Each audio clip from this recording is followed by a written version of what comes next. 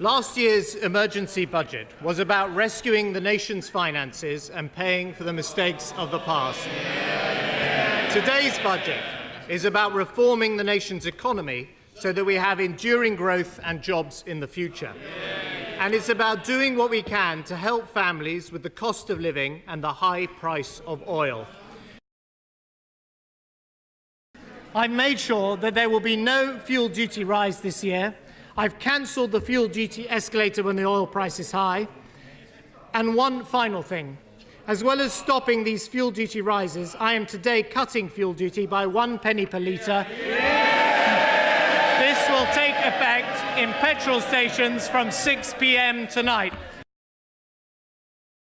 Anyone earning less than £35,000 a year will also be better off, because in 14 days' time, the personal income tax allowance, the amount that people can earn tax-free, will go up by £1,000.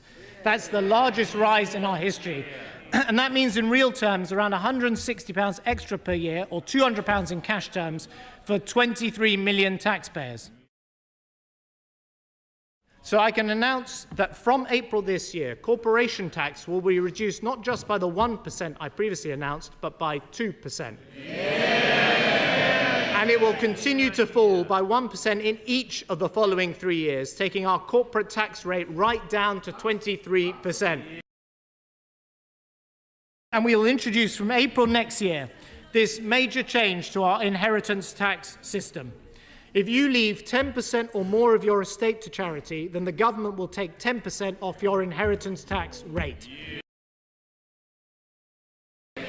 To date, the government has announced that it will fund 12 new university technical colleges.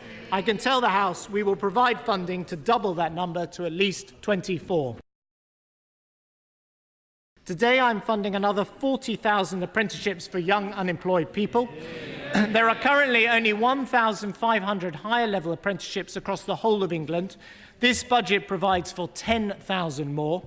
That brings a total of 250,000 more apprenticeships over the next 4 years as a result of this government's policy.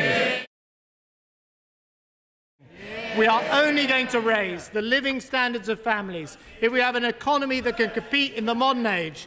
So this is our plan for growth. We want the words made in Britain, created in Britain, designed in Britain, invented in Britain to drive our nation forward. A Britain carried aloft by the march of the makers. That is how we will create jobs and support families. We have put fuel into the tank of the British economy, and I commend this budget to the House.